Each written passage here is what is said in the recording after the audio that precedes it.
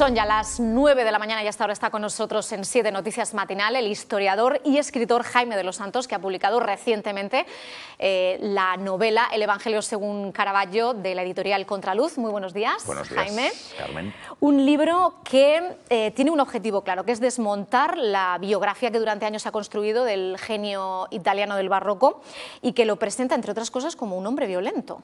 Bueno, seguimos siendo víctimas de las construcciones que, sobre todo la mediocridad, que desgraciadamente hay mucha, ha habido mucha y espero que no haya tanto en el futuro, inventan sobre todo para hacer desaparecer, que nunca lo consiguen, pero sí arrinconar a los grandes genios. Caravaggio era único. Caravaggio llega a Roma en la década de los 90 del siglo XVI y se encuentra una realidad artística que, excepto algunas luces, como podía ser Orazio Gentileschi o algunos otros pintores, es de una mediocridad bastante evidente. Y llega un hombre que entiende la pintura como verdad. La verdad duele, la verdad dolía, y la verdad siempre es una realidad a la que casi nadie se quiere enfrentar, pero además con una manera de pintar única, que no necesita de dibujos previos, que se enfrenta a un lienzo y solamente con ese don que tienen muy pocos es capaz de reproducir escenas que no son sino la directa prolongación de lo que ocurre a su alrededor, porque lo que entiende es que el lenguaje de Dios, lo que dicen las escrituras, para que sea entendido por todos, tiene que ser asequible por todos. Y esto duele. Cuando ven sus competidores que en muy poco tiempo está viviendo en los grandes palacios, está recibiendo los grandes contratos, construyen una historia. Y Caravaggio no era más violento que el resto de la sociedad de la época. Yo siempre pongo un ejemplo, y es que Giuseppe Rivera, el pintor español, que además su obra tiene mucho que ver con la de Caravaggio, incluso está documentado que participó en el asesinato de otro pintor que era su rival para conseguir un contrato. Nadie nos ha contado esto. Y sin embargo de Caravaggio, porque llevaba espada, cuando una espada no era un arma o no solo en aquella época, sino un elemento de estatus, nos lo quieren pintar como el terrible, como ese saturniano, o incluso por su sexualidad. ¿Qué hay más pecaminoso, desgraciadamente, hasta hace no tanto, que la homosexualidad? Ni un documento, Carmen, de la época habla. Y si habla algo de su sexualidad es precisamente de su relación con las mujeres prostituidas. Pero ¿qué pasa? Que en 1950 se recupera.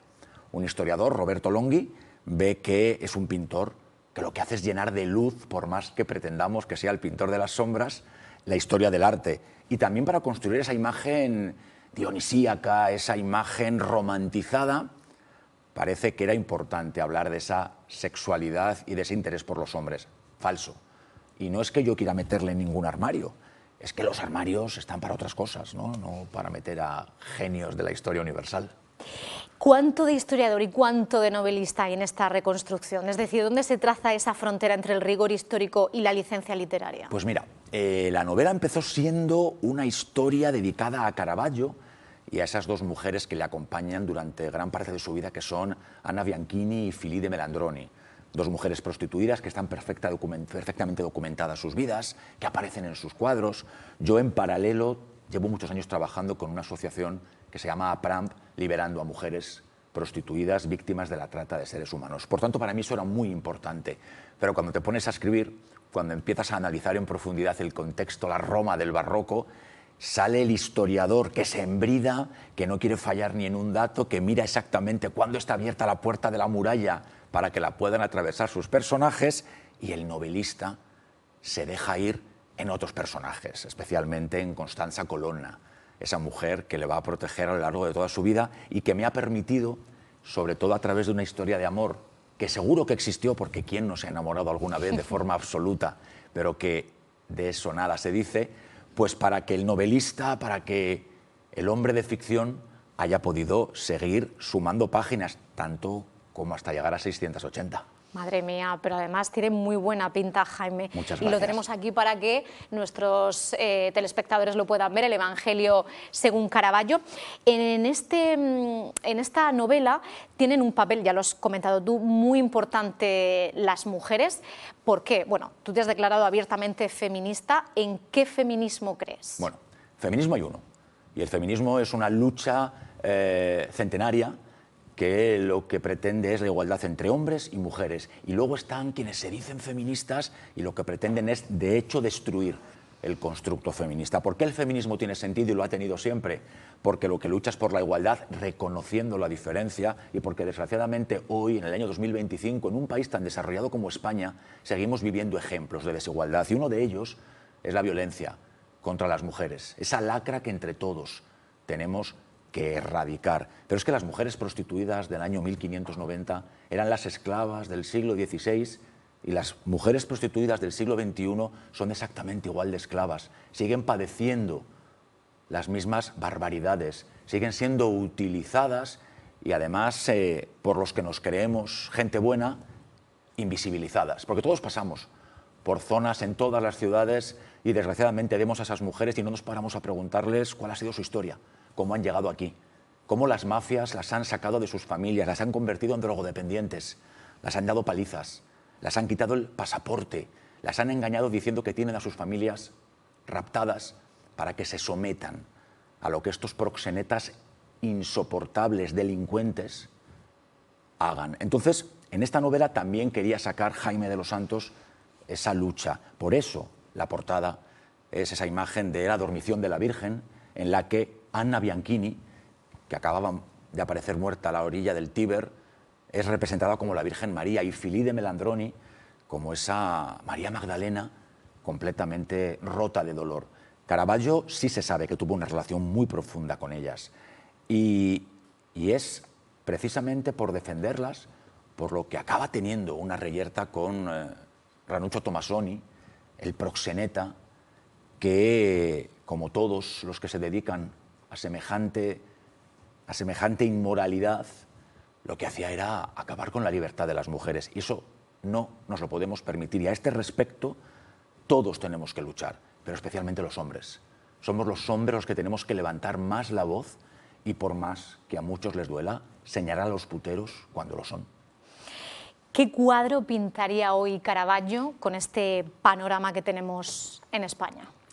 Pues tendría muchas posibilidades más oscuro, para pintar. más Bueno, claros. lo que hace Caravaggio, que además es una cosa que a mí me gusta recordar, claro, es que el tenebrismo no es tenebrismo, es todo lo contrario. Claro, es que la luz es luz, protagonista. Eso es. ¿Tú cómo consigues en un plató incluso darle luz a la presentadora? Pues en muchos casos oscureciendo el fondo para que la única protagonista seas tú. Eso quiere Caravaggio, centralizar el ojo del espectador en lo que realmente importa. El barroco es teatral.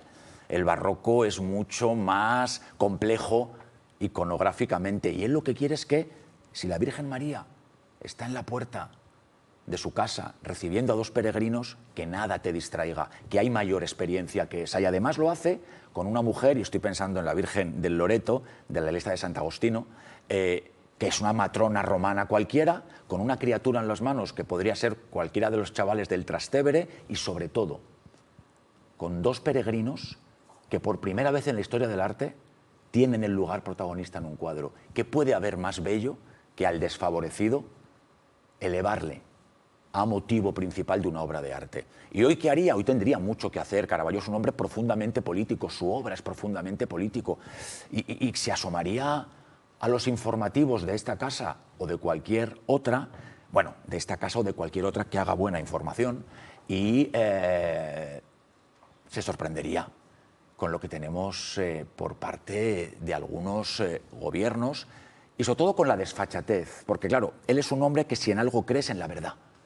Y para alguien que solo cree en la verdad, la concatenación de mentiras a la que muchos días todos y todas estamos siendo espectadores, si a nosotros nos pone la piel de gallina, no quiero pensar a un hombre que era un genio absoluto y un catalizador de la realidad. Por tanto, quizá más de un beso de Judas, como el que está colgado en la National Gallery de Berlín, de Irlanda, porque de Judas estamos rodeados. Le pregunto por esto, porque también quiero preguntarle por temas de actualidad y quiero aterrizar ahora en esos temas. Es usted también diputado nacional y vicesecretario de Educación e Igualdad del Partido Popular. ¿Qué le parece lo que se está viviendo estos días en el Supremo?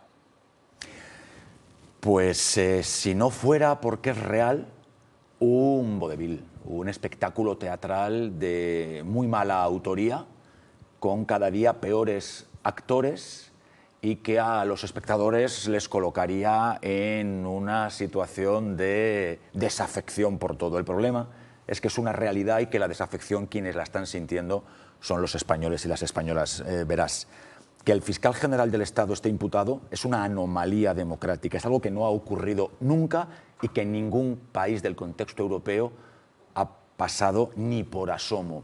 Tenemos a un fiscal general del Estado que presuntamente ha filtrado una información de un ciudadano anónimo que estaba inmerso en una causa judicial. Un fiscal general que hoy se sienta en el Supremo y que no solamente no ocupa el lugar del acusado, porque pretende seguir siendo y demostrando que es quien es en el estrado, vestido con sus puntillas y con toda la iconografía para que a nadie se le olvide quién es, con el daño que eso supone para la institución, y frente al que, más allá de aplausos bastante poco constructivos para el hecho democrático, lo que se demuestra es que hay una falta de fe en lo que realmente importa. Y la democracia también es una cuestión de fe, porque la libertad es una cuestión de que tú y yo creamos que te mereces los mismos derechos que yo y que tienes las mismas obligaciones. Pero claro, que aparezca una fiscal y diga que le llamó por teléfono y le dijo, primera frase, lo has filtrado, ¿verdad?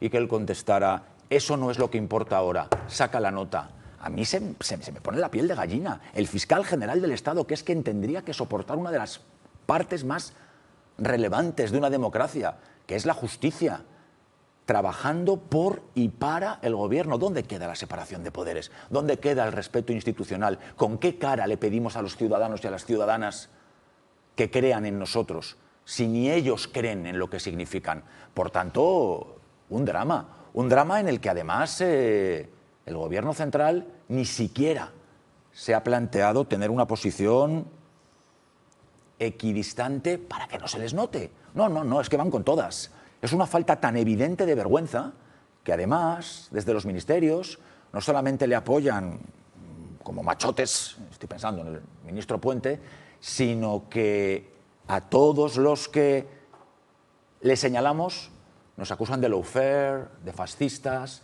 y de no sé cuántas cosas más. Esta semana también hemos tenido a Mazón, esa comparecencia. ¿Qué pensó cuando vio la comparecencia de Mazón? ¿Cree que las víctimas de la Dana se sienten aliviadas después de escuchar sus palabras? Yo creo que las víctimas de la Dana va a ser muy difícil que tengan alivio. Yo, como representante público, como hombre que cree profundamente en el bien común y por eso me dedico a la política, vuelvo a pedir perdón a todas las personas que han sufrido, sufren y van a seguir sufriendo por las consecuencias de la Dana. Ayer el todavía presidente en funciones Mazón dio un paso, dimitió, no podía más. La presión ha sido terrible y la presión por parte de las víctimas no solamente es normal, sino en muchos casos benéfica. Cuando tú tienes un sufrimiento tan grande necesitas respuestas, necesitas exteriorizar todo lo que te atraviesa, que es pena, que es rabia. Pero el problema es que desde el Gobierno central, desde el Partido Socialista de la Comunidad Valenciana, se ha hecho política de escarnio. Y eso es completamente injusto, porque ya ha dimitido el presidente Mazón, ya dimitieron 2 conselleras, que se nos olvida, ya dimitió un viceconsejero. Y como poco la responsabilidad de cuestiones como esta y en un país como España no solamente la tiene la comunidad autónoma, sino también del Gobierno central. Aparte de señalar, de insultar y de decir si necesitan ayuda que la pidan, ¿quién ha asumido responsabilidades? Porque me gusta perdonar. Un año después de una tragedia que ojalá nunca hubiera ocurrido y que, insisto, todos los que tenemos responsabilidades públicas un poquito tenemos que pedir perdón por ella. Nadie ha dedicado un céntimo en crear nuevas infraestructuras para que no se repita. Nadie ha limpiado ni un solo cauce de los ríos para que ante otra gota fría no ocurra lo que ocurrió hace un año. Nadie ha pedido perdón por las leyes ultraortodoxas que dicen que van a favor del medio ambiente, pero que no piensan en los hombres y las mujeres. Nadie le ha exigido responsabilidades a la que era la vicepresidenta Rivera y que no ha dicho nada. ¿Dónde está Pedro Sánchez, que no ha visitado todos los municipios que padecieron semejante drama? Porque aparte de verle en aquel vídeo vergonzoso en el que salió corriendo mientras que el jefe del Estado y doña Leticia se mantenían allí con las víctimas, no sabemos más. ¿Cómo es posible que el ejército tardara 5 días en llegar al lugar de la tragedia? ¿Cómo es posible que la Guardia Real estuviera antes que el ejército preguntándose ¿pero dónde están? ¿Cómo es posible que bomberos franceses se personaran en los municipios más afectados y en el gobierno central? Pregunto, ¿qué estaban? ¿Forzando la máquina?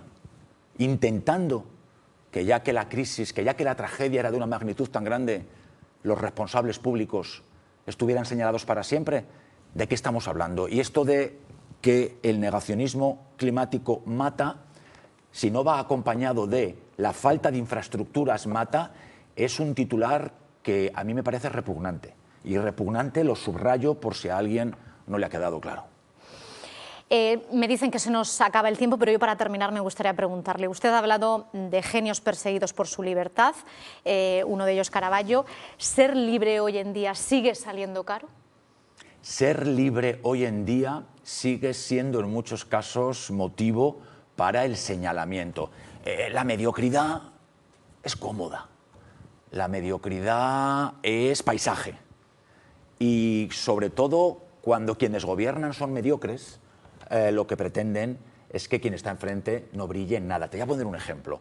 En la región de Murcia tenéis un presidente que es genial y que como es genial ha conformado un equipo de cada cual más brillante, porque solamente los genios son capaces de saber que rodeándote de gentes todavía mejor que tú, el proyecto común va a ser infinito. ¿Qué pasa? Que en otros gobiernos, y perdóname, porque claro que soy el vicesecretario del Partido Popular y por eso tengo que señalar a quienes creo que lo están haciendo mal, ¿qué ha hecho el mediocre presidente Sánchez?